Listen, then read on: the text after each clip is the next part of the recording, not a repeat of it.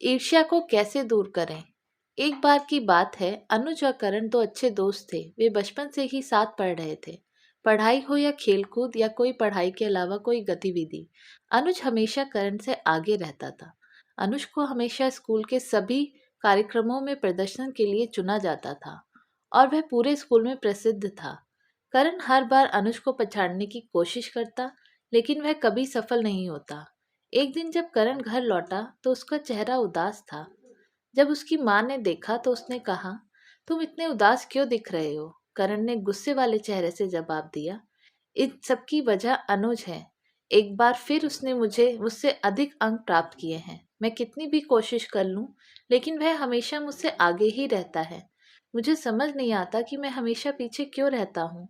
माँ ने पूछा, क्या तुम अनुज से ईर्ष्या करते हो? करण ने जवाब दिया, नहीं नहीं, मुझे उससे जलन क्यों होगी, वह तो मेरा अच्छा दोस्त है। माँ ने उत्तर दिया, ठीक है, मेरी बात ध्यान से सुनो और बताओ कि तुम सहमत हो या नहीं। करण मान गया और सुनने लगा। माँ ने आगे कहा, जब लोग अनुज की तारीफ करते हैं तो तुमको अच्छा नहीं लगता। जब वह हार जाता है तो तुमको खुशी होती है। वह जो कुछ भी करता है तुम वह सब करने के लिए कोशिश करते हो।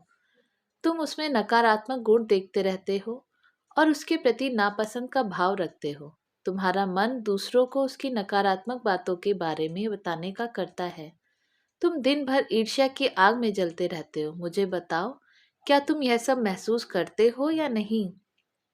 करण ने जो कुछ सुना उससे वह दंग रह गया और बोला, यह सच है, लेकिन आपको इसके बारे में कैसे पता चला? माँ ने उत्तर दिया, तुम्हारा उदास चेहरा देखकर। लेकिन मेरे पास तुम्हारी इस ईर्ष्या को दूर करने का एक बढ़िया उपाय है। करण ने जवाब दिया, वह क्या है, कृपया मुझे बताओ। माँ ने उत्तर दिया, जब तुम दूसरों में सकारात्मक गुणों की दिल से सराहना करते हैं तो वे गुण आप में भी प्रकट हो जाते हैं। हमारी ताकत बढ़ती जाती है और दूसरों में सकारात्मकता को दिल से स्वीकार करने से उस व्यक्ति के प्रति हमारी ईर्ष्या पूरी तरह से विलीन हो जाती है।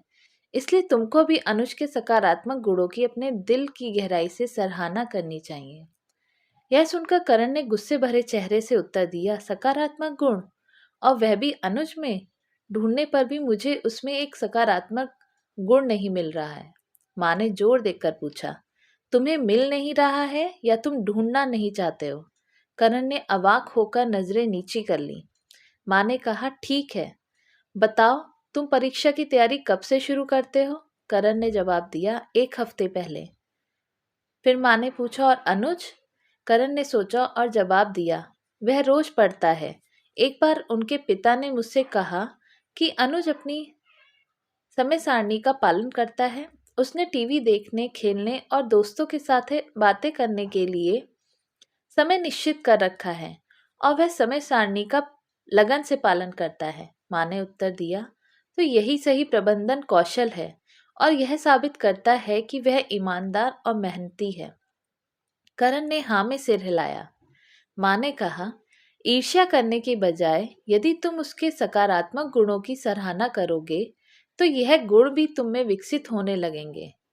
करण को एक नई प्रेरणा मिल गई और उस दिन के बाद उसे अपनी माँ की शिक्षा हमेशा याद रखी और उसने अनुज के अनुशासन, ईमानदारी, एकाग्रता और मेहनती गुण को पहचानकर उनकी सराहना करनी शुरू कर दी। कुछ ही समय में वह भी अनुज की तरह ईमानदार और मेहनती हो गया। परीक्षा परिणाम घोषित होने के बाद करण माँ के पास गया तो वह बहुत खुश लग रहा था। माँ मुस्कुराई और बोली, क्या बात है, तुम आज बहुत खुश लग रहे हो?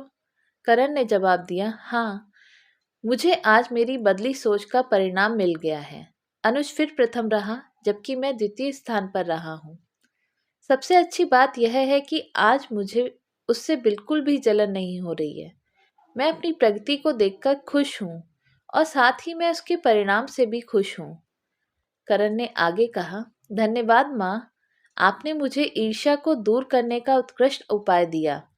ईर्ष्या के कारण मेरी सारी ऊर्जा नष्ट हो गई थी। अब मैं अपनी ताकत को प्रगति के पथ पर ले जा सकता हूँ।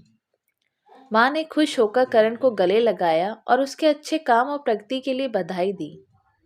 Thanks for watching. Please subscribe, like and share the channel.